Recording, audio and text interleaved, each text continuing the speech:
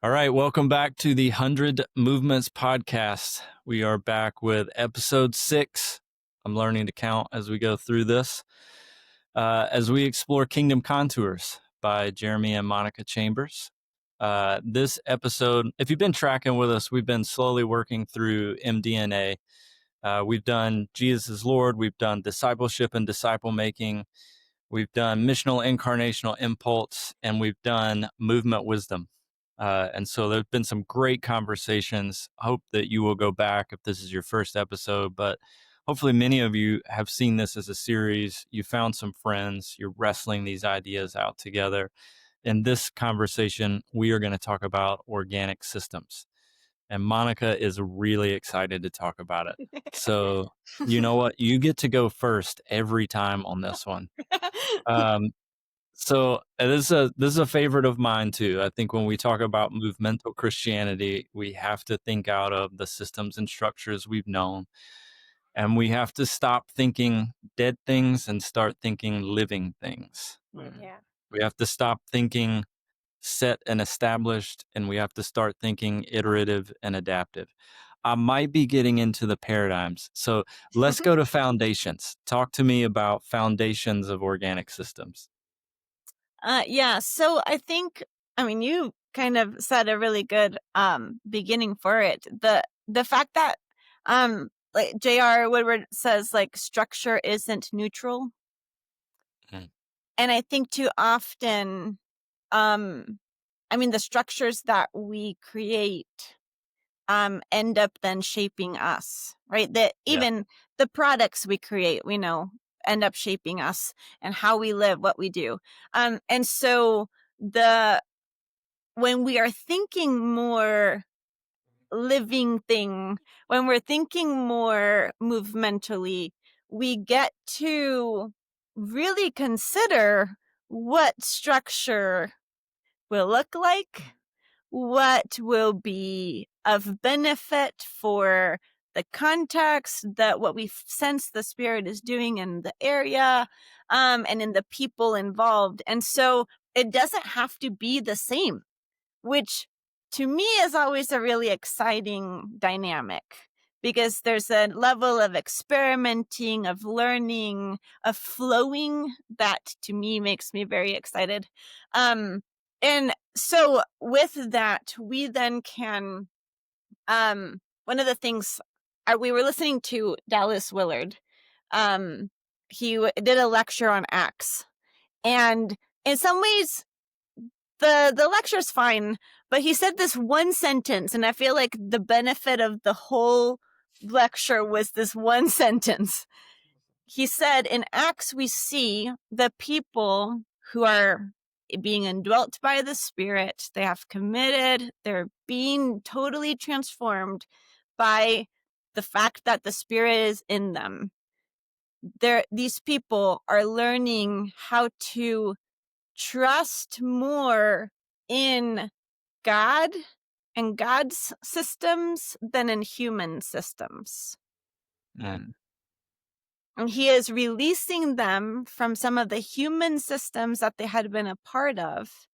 And God is launching them into something that's a bit less structured in certain ways, something that is a lot more movemental. And to me, I feel like that is the beauty of the organic systems dynamic, where we get to trust more in God and what God is doing and leading us towards than in human systems.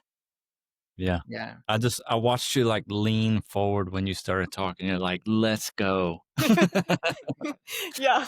Although some of the things you said probably terrify some people as well. Oh, yeah. Oh, yes. Like that feels safe back there. And you just told me I was launching into something unknown. Yeah. And, I think we often, when we talk about this to different people groups, we still say some things that sound a little contradictory. For example, like we love our like mainline denomination friends, and we need them. And we need like the kingdom of heaven needs all hands on deck, right? Amen. Like, so, like, I'm grateful for all of those rigid, like, hierarchical, systematic, right? Like, we need the Eastern Orthodox Christians, we need the Anglicans, the Episcopals, the Roman Catholics, right? Like they bring some things that speak in ways that the rest of us don't. Now, I'm, like, not gonna go join those denominations, that's it's just not me, um, but, like, there's some of those types of denominations are sometimes the most unorganic, but this does not mean that they can't be organic and do organic things, and so I think Yeah. often listeners, when people are exposed to the MDNA, they come to organic systems and they go, "Oh, I can never do that. Our church can never do that. We will never do it."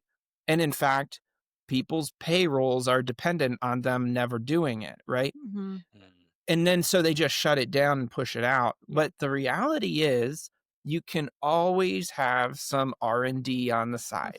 You can always Yeah. have small groups, whatever you want to call it, organic church, micro church, missional communities. You can always explore organic systems in a way that still allows you to stay within whatever those other denominations are. I mean, even the Catholic Church has still had orders that emerged Yeah. from organic. Some of those were organic apostolic movements that Yeah. over the past Yeah. 2,000 years. So, like, Yeah. if they can do it, right, they're pretty rigid, right? So Yeah. the idea is like adaptability can still happen within, but it just takes people who are willing to look at it as a both and rather than an either or. It's not that we have to be this or that. It's that you can still be within your structures and do some stuff on the side that lends to great reproducible work. Yeah. You got to be willing to have the freedom to let it go though. Mm-hmm. And that's Yeah. where sometimes territorialness can come in and quench the organic thing. Yeah. Um, Yeah. yeah, We talk about locally, we give the example of Boeing or 3M. It's like there's a big factories that produce the widget. I mean, like, yeah, just do the widget and just it Mm. generates the thing. That's what people want. But then they have their skunk works, mhm, and the widget actually started in a skunk work somewhere. Right. So but it's Yeah. like it's over here in a smaller building with a tiny group of people who were given the freedom of, don't recreate the widget. We got that. Like, just dream Yes. and play yeah, with things. And I think there's a way for sure to just create that space for exploration and imagination. And if God is a creating God, He didn't stop creating. Like, if yeah, that's just part of His nature, there's still a lot of creativity that we get to tap into. And so, yeah, go yeah, play with it, right? yeah. Yeah. And if we want to lend a hand to the movement, then it really behooves us to pay attention to the role of the organic, innovative, adaptive stuff throughout church history and globally. Yeah. Hmm. And again, this is, remember, like, Hirsch was looking at global movements, Mhm. Jesus movements, and he was finding that these MDNA were showing up in all of them. Hmm. And I mean, there's other literature too that studies movements, and it often observe the same things. They just use different language.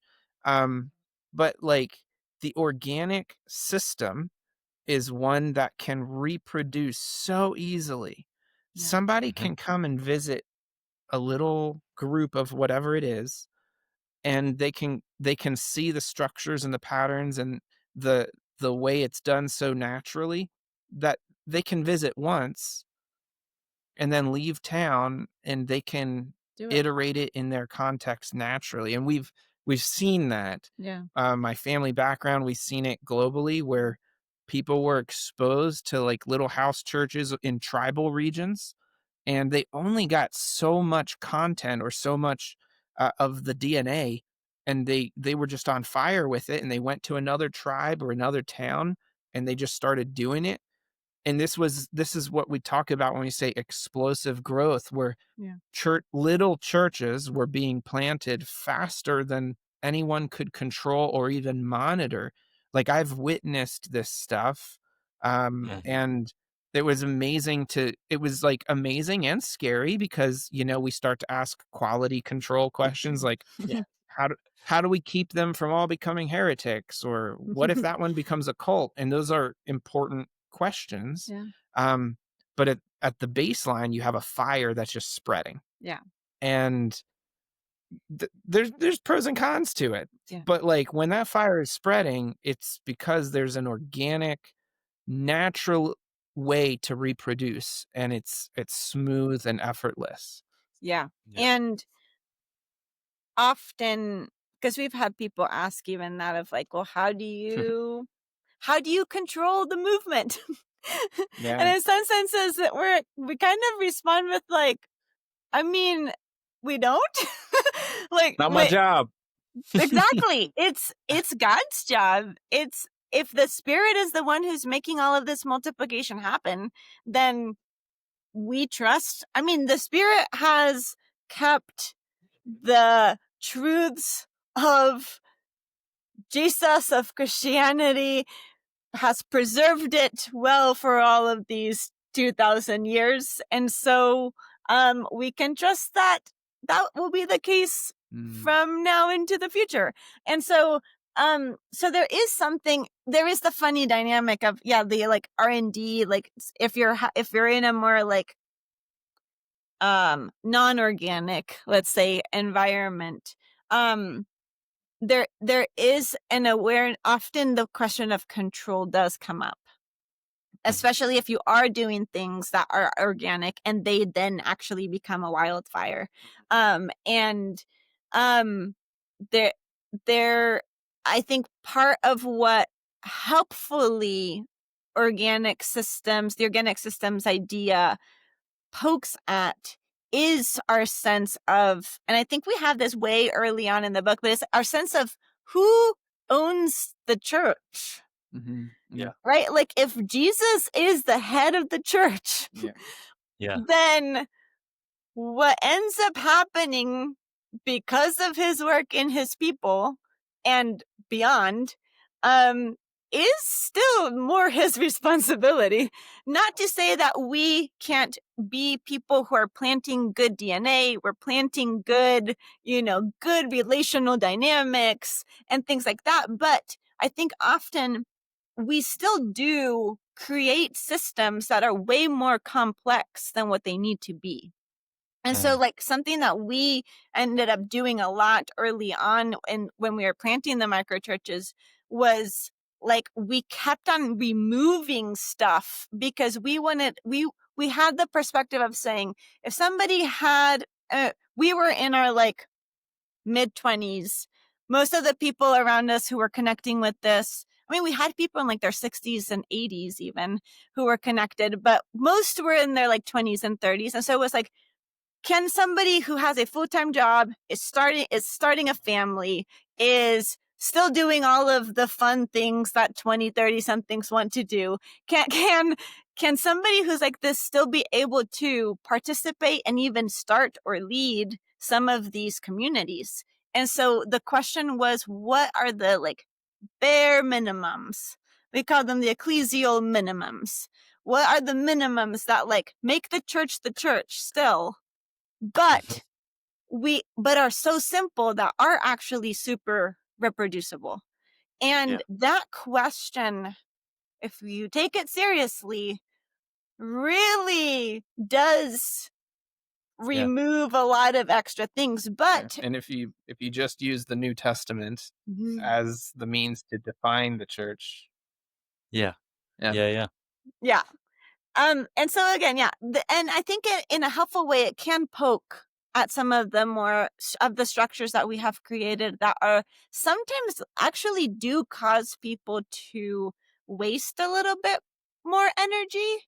So like our thought was even like, what are the things that will allow people to really use their energy well? and have enough energy to still be able to be good people to each other. Because when we're Yeah, yeah, tired, yeah, we can't yeah. really be good people to each other. That's right. Yeah, that's good. All right, well, I'm sure we've done some paradigm stuff already, but that's part of our flow. So let's talk paradigms for a minute. Yeah. Yeah. One of our paradigms we call like building city networks. Mhm. Yeah, And so uh, just to like so what we saw happen in Richmond, Virginia is there is a multiplication of little cell churches or micro churches or whatever. Um, and there were others in the city doing similar things. Yeah. And so a number of us, and it was like multi-denominational. Mhm. A number of us got together and started to just like pray for one another, encourage one yeah, another. It and this like not out of the relationships of these different people who were like missional practitioners in a variety of ways, a city network kind of emerged, and it was very organic. Mhm. We were like, should we name it? We never got around to naming it. Should we have a website? That never happened. So there, like, we didn't add any friction structure wise. Yeah. But it became a means of um, greasing the wheel for relationships. And people were so generous with one another, even to the point that, like, there were some pastors who were like, hey, we need help with this. And someone else was like, I'm going to send volunteers from our church group over to yours. And like, again, this wasn't just cross church, this was cross denomination.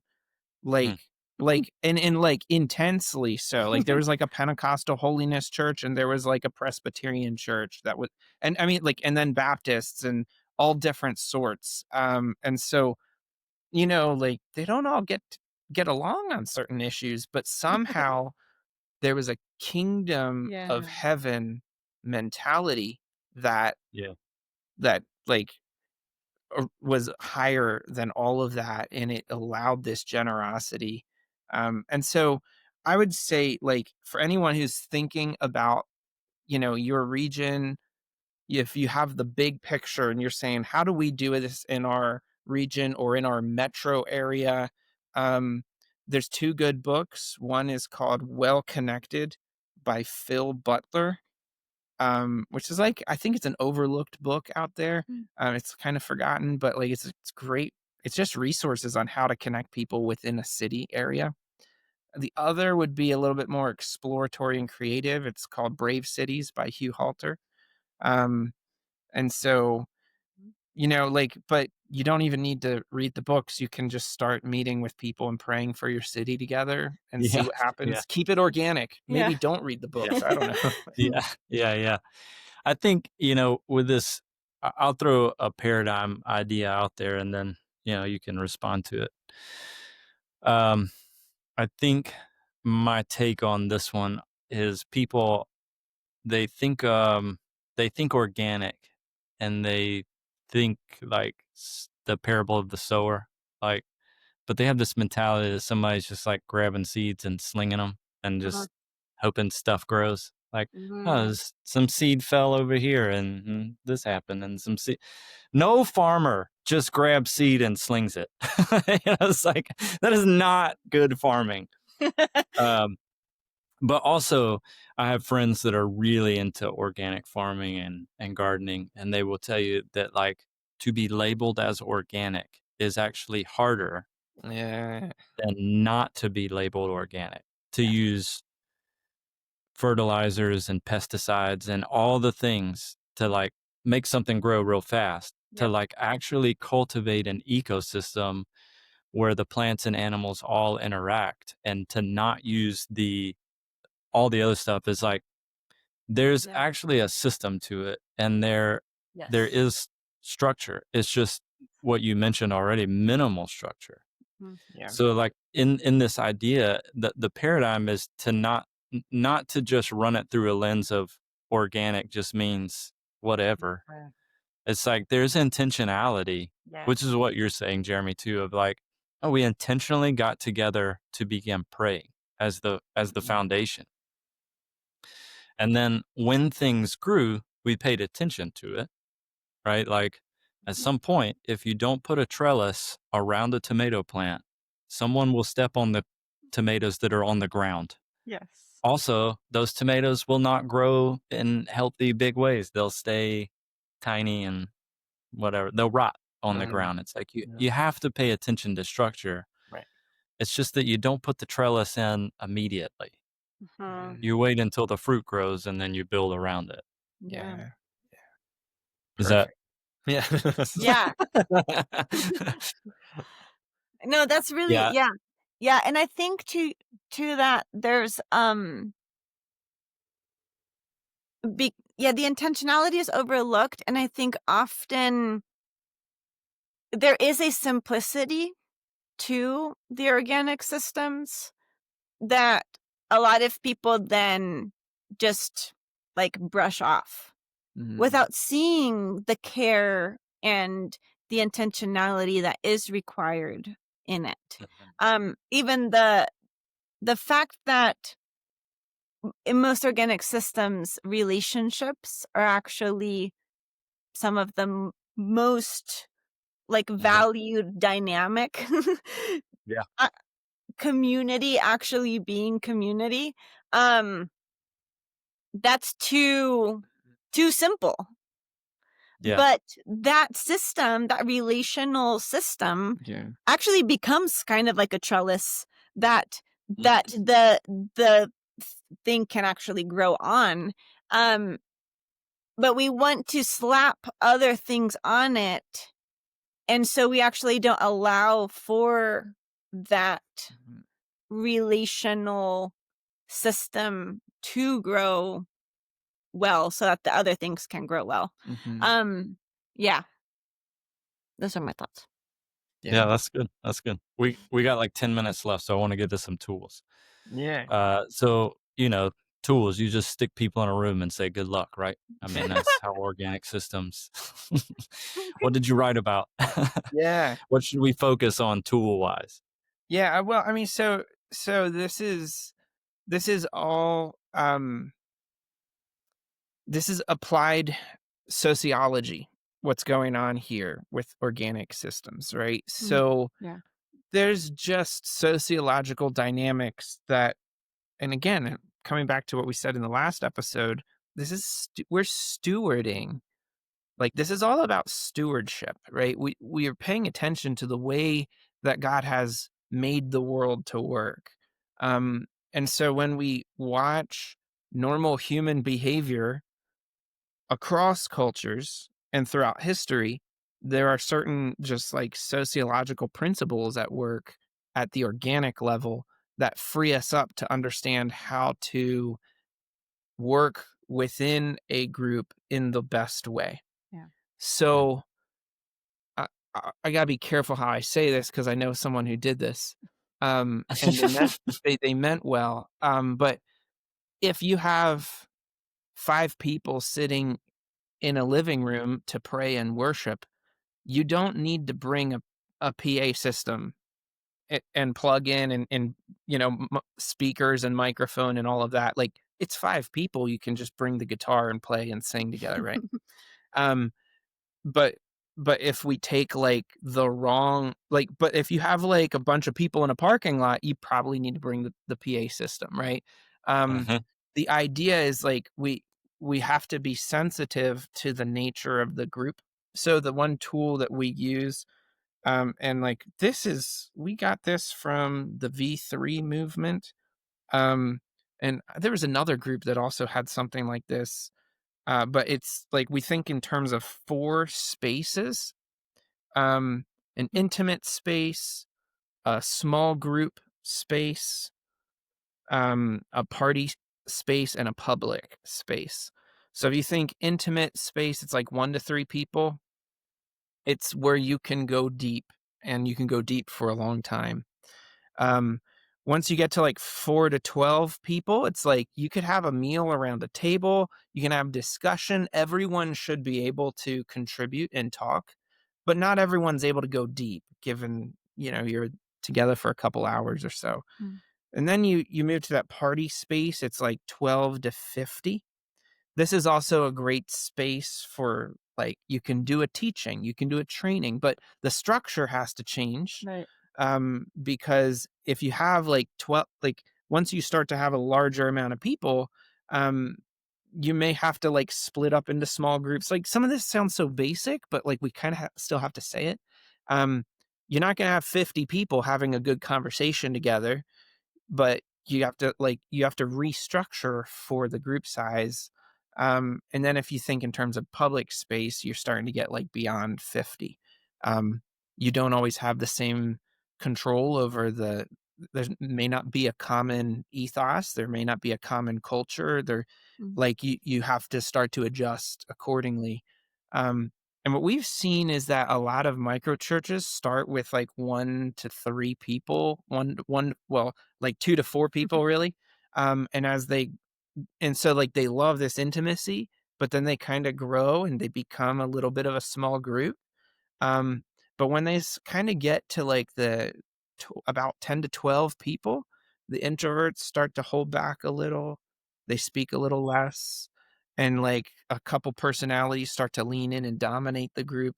You get up to 15 to 20, and some people just show up and they never engage anymore. Yeah. So something has to happen in terms of like keeping it like fully engaging to everyone, but it's a structural difference. So we have more in the book on this in terms of like how you can think of using those spaces, but like it's a matter of stewardship. Like, what do you want from the group?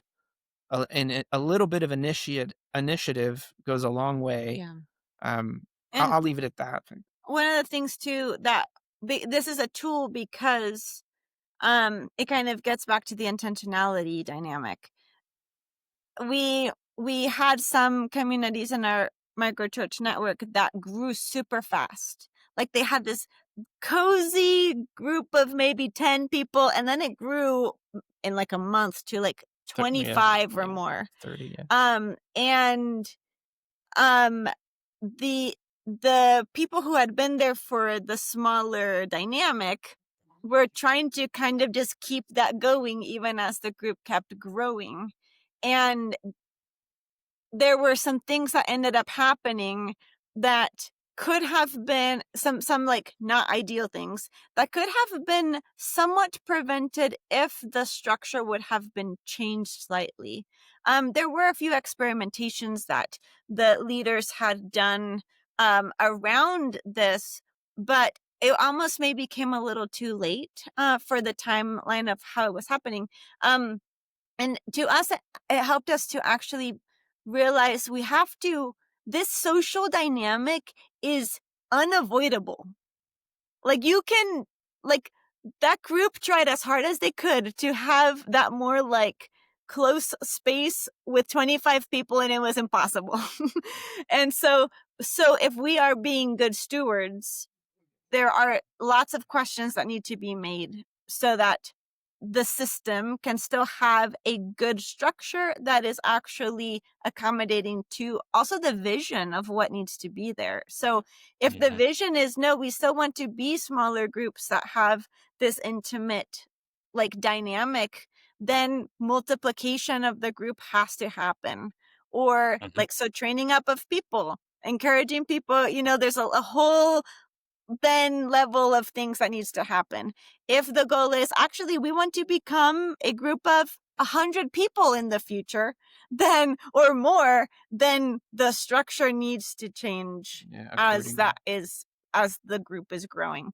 And so and there can still be an organic dynamic of sorts. We don't say that a huge plot of wheat growing is not an organic thing happening, but we do need to call what that is versus a little plant in a pot Yeah, growing, yeah, right? Like those are two different types of growth that need to yeah, be stewarded differently. Yeah. yeah, and it's the life of Jesus. Like, we're only modeling what he showed us. He has time with the crowds, just not his best time. He's Yep. got the 72, he's got the 12, and he's got the 3, Yep. and if you wanna live like Jesus, cultivate all the spaces. Yeah. You don't have to, like, I would say, I mean, to say sociology applied, it's like you actually long for belonging in all those spaces, Yes. Yeah. Mm. and you need them at different points in your life for different reasons. It's Mhm. good to connect with other micro churches if that's your thing at times, to remember you're not alone. You're not the only one doing this. Yeah. Yeah. And it's good to be seen and to be known at that really intimate Yeah. space where you can go, this is what I'm struggling with. It's not appropriate at the larger level to go, here's all my stuff. Yeah. Yeah. So, Yeah. Right. yeah. So 2 minutes left. Anything else that you're going like, yeah, here's some last quick thoughts on organic systems. Yeah. Well, every group, when a single extra person comes into the group, it's not the group it was, Mhm. Mm, right? And amen. so, like, sometimes for better or for worse. Right. If you've done micro church, you know what I'm talking about. But every new person that comes in, every bit of growth is a reevaluation Mm. moment and opportunity. And so, again, I think throughout all of these episodes, we keep coming back to prayer. Prayerful reflection has to be done by those who are leading out, Yeah. and prayerful communication about what dynamics may need to change, because growth, some people are like, they want growth, but they never get it. Then there's these other people who they don't care about growth, but they get too much of it and they don't know what to do with it. Yeah. And Mhm. so prayerful discernment, gentleness, again, Mm. is Mhm. critical. And I'm saying that because I have not always been gentle. Thought I Yeah, yeah. was, but yeah. I have something to say of I think often with when we're thinking of something more organic, the leadership dynamic for people feels off maybe. So we have had interactions with people who really wanted the organic feel and the organic system, but because of that, almost felt like they shouldn't, even though they were the ones who felt called towards a specific vision and they were calling others towards it, they almost felt like they weren't allowed to lead Yeah. because it was like, well, we all are here together. Which yes, but there's also something to when God is, especially if you're gifted in apostle, like you may be the person that is kind of directing in some senses, and to do for there to be a group, obviously polycentric leadership is ideal, in our opinion. But for even the few who are feeling that call even more so, like that is a stewardship that God is giving you. Mhm. So humbly and gently live into it, because Mm. what we Serve have, the group. yes, you're actually serving the group. We have seen too often that initially some people felt like they wanted to move forward in that leadership capacity, and then once there was a group, they kind of like took their hands off, but then there was no one else who was feeling like they could enter into that for whatever reason, and so then the group just ended up spinning in circles and not actually moving in the direction that God was directing them towards. So just that's an interesting dynamic to be aware of, Yeah. especially for the listener who maybe is feeling called towards this. You can still lead, and you can lead in a serving sort of way in this Yeah. kind of system. Yeah. That's good. That's a good word to end on. Thank you for that. That's a really important dynamic there. So again, glad you guys joined us. Not only you, Jeremy and Monica, but also anybody listening in. Pick up Kingdom Contours and yeah, continue the work and join us as we talk about liminality and communitas next time. Again, not made up words, real words. We'll see you then.